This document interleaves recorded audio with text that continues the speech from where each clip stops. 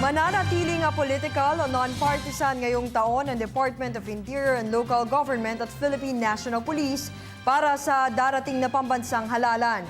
Kaugnay niyan, hinikayat naman ni PNP Chief Director General Ricardo Marquez ang lahat ng pulis na muling ibigay ang kanilang magandang serbisyo na ginawa noong nakarang eleksyon. Ito'y upang muling matiyak ang pagdaraos ng mapayapang halalan. Si Waywaya Makalma sa detalye.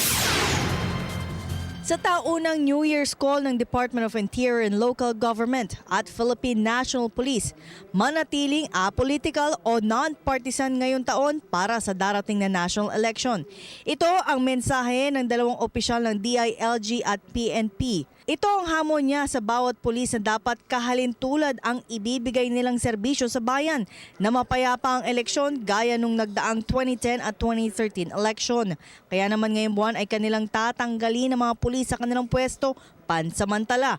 Kung nakita ng pamunuan ng PNP na mayroon silang kamag-anak na tatakbo, lalo't ito'y sa kanilang nasasakupan. At kapag nakitaan nilang kinikilingan nila ang isang politiko na tatakbo ngayong taon. The challenge for us now is to surpass the achievements of the 2010 and 2013 election security operations and make 2016 even better.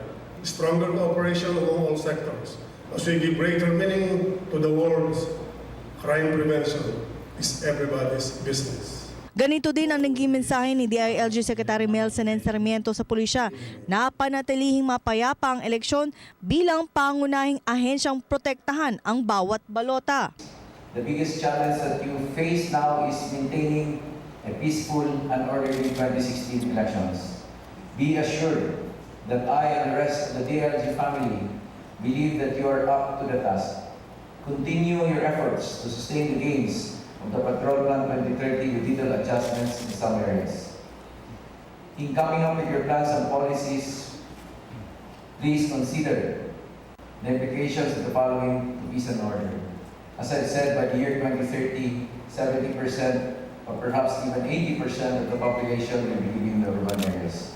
And the community expects the police to be among the first responders to any situation that climate change may bring. Pinasalamatan din ni PNP Chief ang bawat pulis sa kanilang top performance nitong nagdaang taon.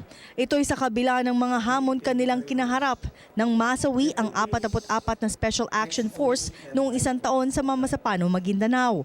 Katunayan, nag-alay pa siya ng 1 minutong panalangin sa 44 na SAF sa kalagitnaan ng kanyang speech. It was a year marred with tragedy as we walk in grief over the fate of our fallen 44 brothers in Mamasapan. Let us offer a 1-minute prayer for our departed brothers.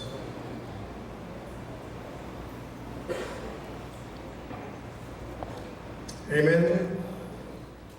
And of our brothers in uniform who lost their lives while in the service of God, country, and people. Sa kabila niyan ay napanatili pa nilang mapayapa ang mga big events na kanilang ginawa gaya ng pagbisita ng Santo Papa at APEC Summit noong isang taon. Para sa Telebisyon ng Bayan, ako si Waywaya Makalma.